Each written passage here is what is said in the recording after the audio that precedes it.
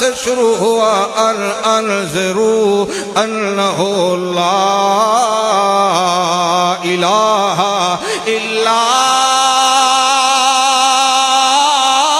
انا فاتقون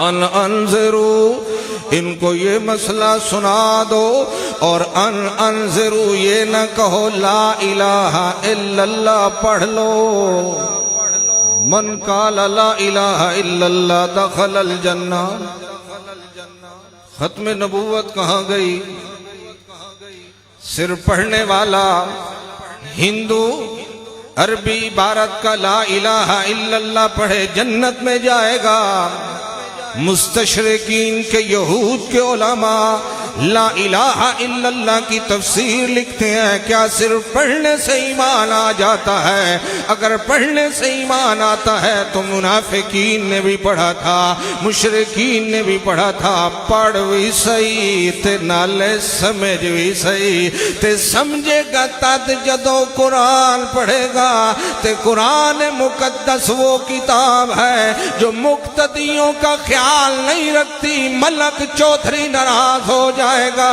اس لیے جنہوں نے چوتھریوں کو اپنی صفوں میں رکھنا ہوتا ہے وہ قرآن کو سامنے نہیں رکھ سکتے قرآن کسی کی پرواہ نہیں کرتا چونکہ یہ بے پرواہ کی کتاب ہے یہ کسی کی پرواہ نہیں رکھتا اس کو جلا دو گے یہ بھی پرواہ نہیں رکھتا اس کے الفاظ مٹا دو گے یہ بھی پرواہ نہیں رکھتا قرآن نے مسئلہ یہاں سے شروع کیا اب قرآنی انداز کی توحید سیکھیے قرآنی انداز توحید کے عموماً 4 بیان ہوتے ہیں خالقیت کا بیان بھی ہوتا ہے ربوبیت کا بیان بھی ہوتا ہے مالکیت کا بیان بھی ہوتا ہے اور آخر پہ الوہیت کا بیان ہوتا ہے جنہوں نے کلمہ صرف پڑھایا انہوں نے خالقیت کا مسئلہ سمجھایا اور جنہوں نے کلمہ سمجھایا انہوں نے الوہیت کا مسئلہ بھی ساتھ سمجھایا اچھا یہ بتاؤ ایک جماعت ہے پوری وہ کلمہ پڑھاتی ہے اچھا کام ہے کلمہ پڑھانا کلمہ پڑھانا آسان ہے یا کلمہ سکھانا آسان ہے بولو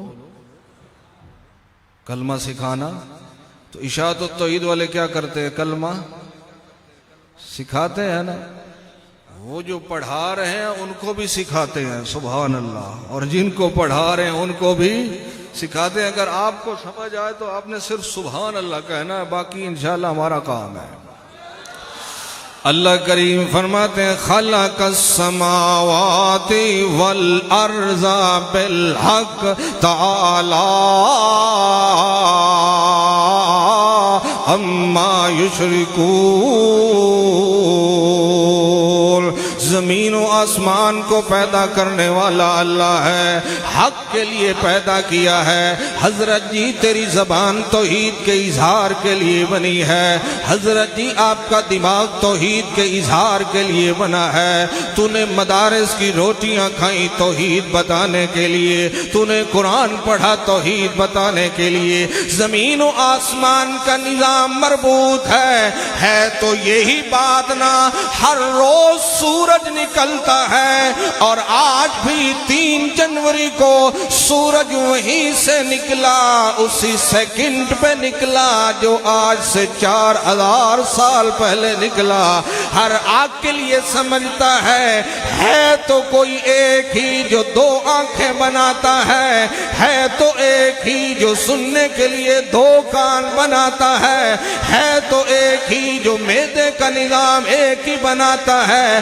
وہ کون ہے ہر عاقل نے یہ سمجھا کہ 2 بھی نہیں 3 بھی نہیں 4 بھی نہیں، کبھی تو ماتھے پہ ناک لگا دیتا، کبھی تو کان ہونٹوں میں لگا دیتا، کبھی تو جبڑے اوپر لگا دیتا۔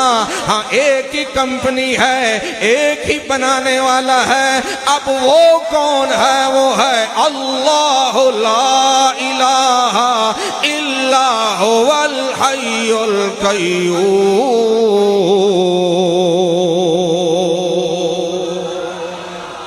سبحان اللہ۔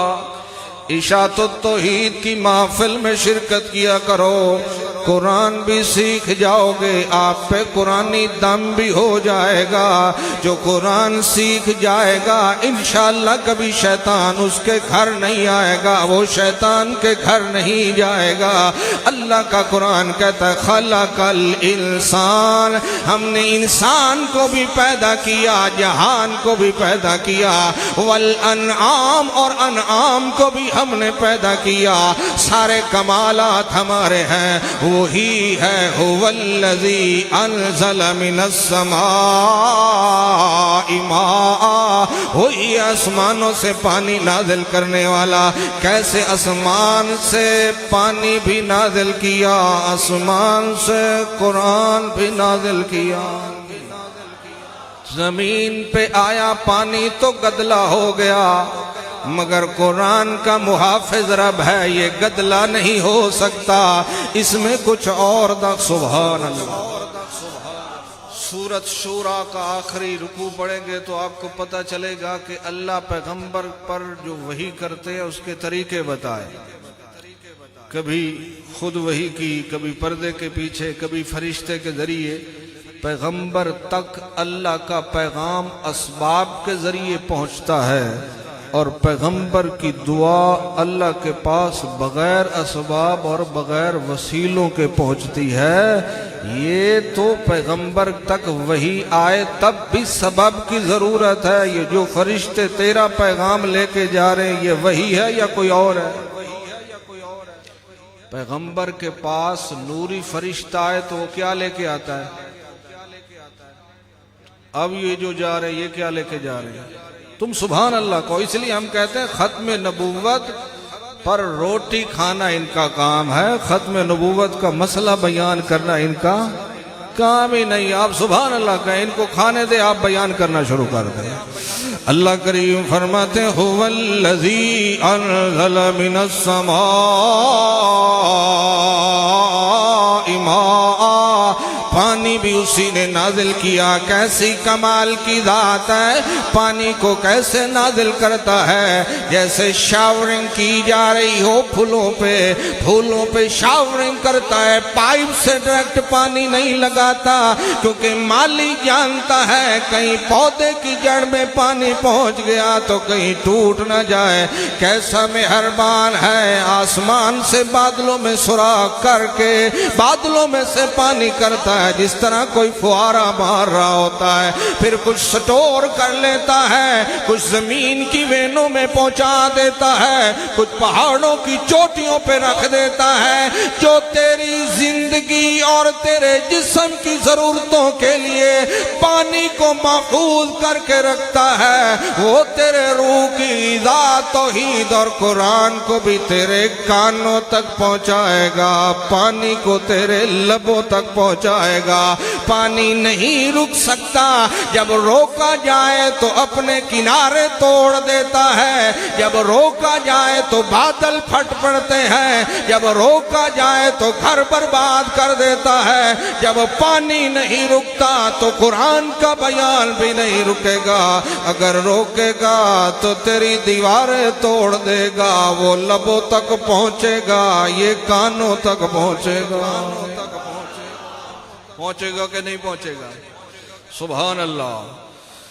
بس تھوڑی دیر اور ہے، 1 گھنٹہ اور ہے جی، اور نماز اثر وہ اسی طرح پڑھ لیں گے جس طرح مردے پڑھ لیتے ہیں۔ سبحان اللہ۔ حضرت جی وضو کا تو اہتمام کیا کرو، نمازیں تو پڑھتے ہیں، کبھی لوٹا لے کے قبرستان بھی گیا کرو نا۔ سبحان اللہ، اللہ اکبر۔ اللہ کریم فرماتے ہیں پانی ایک ہے، اور اس پانی سے کیا ہوتا ہے؟ کھیتی بھی اسی سے، والزیتون، زیتون بھی اسی سے، والنخیل، اور کھجور و انگور بھی اسی سے نکلتے ہیں۔ پانی سے مختلف رنگ کے پھل پھول نکلتے ہیں، اور مولوی بھی مختلف پھلوں والے، مختلف پھولوں والے، مختلف مزاج والے ہوتے ہیں، رنگ بدل لیتے ہیں، کبھی رنگ بنا لیتے ہیں۔ پانی میں یہ کمال ہے، قرآن میں یہ کمال ہے، جو بیان کرے گا تو سچ سنایا جائے گا۔ بیان کیا نجوم کو بھی ہم نے مسخر کیا، بیان کیا وَهُوَ الَّذِي سَخَّرَ الْبَحْرَ لِتَأْكُلُوا مِنْهُ، سمندر دریا اس لیے بنائے تاکہ اس میں سے کھاؤ۔ قرآن اس لیے نہیں اتارا کہ قرآن کو کھاؤ، قرآن بیان کرو مچھلیاں کھاؤ، قرآن بیان کرو کھجوریں کھاؤ، قرآن بیان کرو زیتون استعمال کرو۔ قرآن کھانے کے لیے نہیں آیا، قرآن مسئلے کے بیان کے لیے آیا ہے۔ کھانے کے لیے تیرے لیے حلال بھی پیدا کیے، اور اگر نہ دل کرے تو حرام بھی کھا لے، لیکن قرآن کو کھانے کی اجازت نہیں ہے۔ سبحان اللہ۔ آگے فرمایا وَتَرَى الْفُلْكَ، کشتی چلانے والا بھی وہی ہے، اور سارا نظام چلانے والا بھی وہی ہے۔ وَأَلْقَى فِي الْأَرْضِ رَوَاسِيَ، زمین پر پہاڑوں کا بوجھ رکھنے والا بھی وہی ہے، کہیں تمہیں لے نہ جائے۔ زمین پر بھی بوجھ ہوتا ہے، کہیں ادھر ادھر نہ ہو جائے، اور ہر ایک پہ کوئی نہ کوئی مسلط ضرور ہوتا ہے۔ سبحان اللہ۔ یہ رات کو سمجھ آئے گی انشاءاللہ۔ اچھا، یہ جو میں نے اب تک بیان کیے یہ کیا ہے؟ توحید ہے نا، بس یہی بھول جاتے ہو۔ یہ توحید کی تمہید ہے۔ حضرت صاحب نے بڑا بیان کیا، یہ کیا وہ، بھائی مسئلہ توحید کی تمہید کو سمجھو تاکہ آپ میں سے موحدین کی تطہیر ہو جائے۔ یہ تمہید ہے۔ اب آگے شروع ہوگا۔ سبحان اللہ۔